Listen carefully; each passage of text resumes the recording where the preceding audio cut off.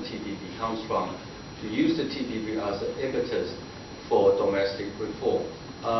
Don was talking about foreign investment or lacking of foreign direct investment into Taiwan for the last 10 years or so.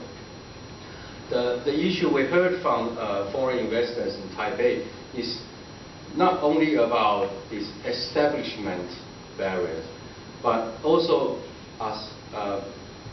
include a lot of restrictions for foreign investment to leave Taiwan. That means once you enter Taiwan, you will basically capture. All these regulators have to assess the entry, not only the entry policy, but also the exit policy for FDIs. So virtually what Taiwan wants is we want only good foreign investors. But what is a good foreign investor from a bad foreign investor? It could be a good investor today and become a bad investor the next day. And what are the criteria for making a judgment about bad from good investors are so unclear that the unpredictability of the investment regime in Taiwan becomes one of the major obstacles for foreign investments to come to Taiwan. And that implies that we need to push for domestic reform, even without a TPP.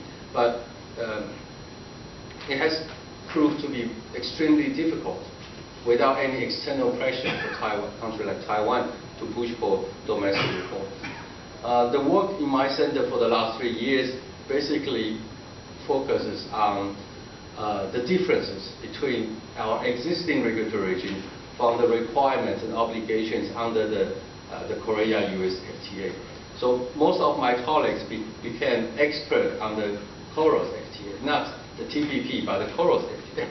What we do is we basically tear apart the FTA, the Korea-US FTA, and look into each of the chapters, the TBT chapter, the IPR chapter, the competition chapter, for example, and the SPS, of course. And we try to digest what is the implication or the reforms required under those chapters. Then we review what's been the Taiwanese regime so far, and we see the difference. And we summarize the reforms that is required for Taiwan to carry out if we want to become a TPP member, assuming that the TPP will have the same level of liberalization for regulatory harmonization. So what happened is the most difficult part to our job is for the regulators to admit that there is a difference. That proves to be the most difficult assignment so far, because from time to time we run into regulators who are so unhappy with us that we are working for the U.S. interest, for example. I mean, my center is working for the U.S. interest. We're trying to push for these reforms based on an FTA that Taiwan is not part of.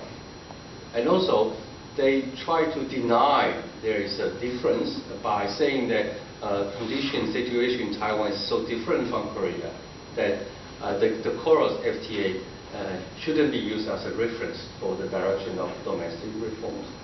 So what happened now is we have actually a relatively clear list of preparatory works in terms of regulatory reform that is required for Taiwan to be qualified as a TPP member. But we find it so difficult for the regulators to take the fact that we are actually lagging behind in terms of reform, that it makes things very difficult to move on. And also earlier today and yesterday we talked about harmonization and the simplification of the, for example, the technical regulation side, and also on SPS, and also on the competitive neutrality of the SOEs, and all these, and also cross-border transfer of data. All these are very similar to the requirements under the KOROS FTA, and we suspect that it will become part of the TPP in the long run. I'll skip this diagram. So that's what happened in the last 3 years. But we always joke that Taiwan took a 10-year holiday since we became a WTO member. You know, we became a member of the WTO in 2002. But actually, what the accession negotiations took place 10 years before, started 10 years before our WTO membership. So most of the major reforms or the structural reforms that took place in Taiwan happened sometime between 1990 to 2002, and that is in the lead up of Taiwan's WTO membership. Nothing substantial except the cross-strait liberalization of trade and investment had been taking place for the last 10 years after we became, because all the ministries are so tired of reforms that they need a longer extended time period to take a break from pushing for more reforms, and they get so used to days without any reform pressure that it's very hard for them to restart the process of structural reform. And some of them believe that all the reforms are necessary in Taiwan are already done when we became a WTO member. And this kind of mindset proves to be the very difficult part for Taiwan to be qualified as a TPP member. So the conclusion that we have until today is that unilateral liberalization appears to be almost very difficult, if not impossible, for Taiwan at this stage. So what Don has been saying that President Ma, or if any other president after Ma Ying-jeou, to take the membership of the TPP as a national campaign in the preparation of joining the TPP domestic concerns with our issue with mainland China. So the way forward, first, I think the first factor affecting Taiwan's TPP membership is still remain to be the China factor. That means, what is China's position towards Taiwan's TPP membership? We heard a lot of people talking about China and Taiwan, and including Hong Kong, to join the TPP at the same time. We have a visitor from the Chinese Chinese Academy of Social Sciences last week. He was saying that according to their own estimation, it needs at least 10 years or more for China to fulfill all these obligations under the TPP. But unfortunately, I don't think Taiwan has another 10 years to wait. So this China's position towards Taiwan needs to be further observed. The second factor affecting Taiwan's TPP membership is, of course, the determination. The problem in Taiwan is that the political determination decreases from the president to the very bottom of the government system. We do need a kind of national campaign, as Don was referring to earlier, for the entire regulatory system to understand the value of domestic reform in the preparation of our joining the TPP in the near future. Thank you very much.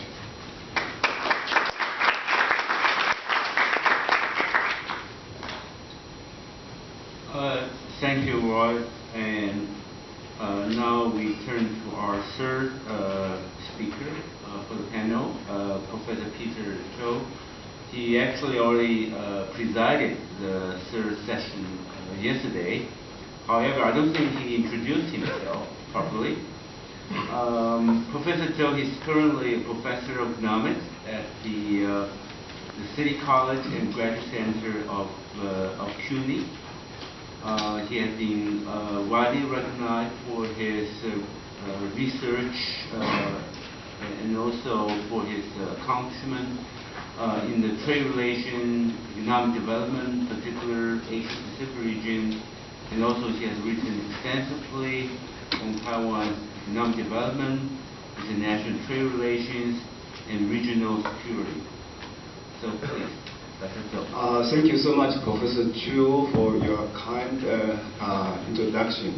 First of all, I would like to thank the organization for this great conference, Professor Larry Diamond and his staff to bring me here.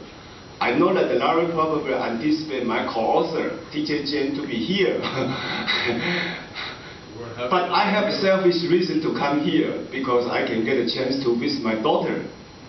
She just moved to San Francisco and she's there. So I get a chance to see my daughter before the Christmas. So that's my selfish reason. All right. This paper actually is a little bit beyond my own training as a trade economist because I realized that talking about the commerce policy without talking about political economy would not be sensible. And so, Professor Tun-Jen at the College of Vietnam is very kind to collaborate with me, and so he gave me a lot of the advice and other input, and his contribution has to be recognized as well. I realized that I don't have time to go over because we have a full text of about 35 pages of the paper. So I will go over the outline and then I follow Dr. Hu's doctrines that get the conclusion first because I may not have the time to go over there. All right, I start to talk about, and since I'm the last speaker, so I can throw some bombs on this section. Nobody can retaliate me. You can throw bombs, but you can't speak for 40 minutes. Okay. All right. Some of the topic has been covered by previous panels and commentators. I will present it only if the diversity different from mine. The first part we talk about the myths of the FTA and apprehension of being marginalized. And then the second section talk about the emerging trade bloc in the region, which I think was well covered by Dr. Tun-Jen, my good friend for years. Then I have a comparison between the TPP and RCEP. There are some model simulations which is just coming out from Taiwan Institute for Economic Research, and I realized that Zhonghua Institution, the government think tank, also has their own simulation, but their report was I can access to that. In other words, it's not released. And the second part, we present much more optimistic picture. We hope for the best. We think there's a double play for Taiwan, all right? And I will talk about the domestic policy in prioritize the TPP versus us, all right? And I know that Professor Zhu Yunhan and Professor Ho yesterday already mentioned something about the domestic politics. But I will present a little bit different, in terms of the constituency and the political spectrum in the prioritize the TPP versus RCEP between DDP and the KMT. And then I present the China factor in pursuing, for Taiwan to pursue the trade pact. Nevertheless, we will make an argument say that the sequential order of applying the TPP and the RCEP dictate that Taiwan does not have the luxury to choose which one first. It is a sequential order and application process which dictates Taiwan to go through what we recommend. And that is Taiwan should pursue the bilateral FTA with the dual memberships in both RCEP and the TPP, which Taiwan already did for New Zealand and probably will be with Singapore. And my co-author, he emphasized that there's some political dividend for Taiwan to sign the FTA. Now, given the optimistic scenario, we also prepare the worst. And perhaps I should not say this worst case scenario. That's what would happen if both still remain shut. We had some contingency plan. We never worry. We can release, rescue Taiwan if both doors were shut. Number one is the multiple bilateral FTA to reach the near halfness. Paul Krugman and Bowen has the hub and the spark model. In my book, I figure out to what extent Taiwan can use its capacity to reach the near halfness. I know Taiwan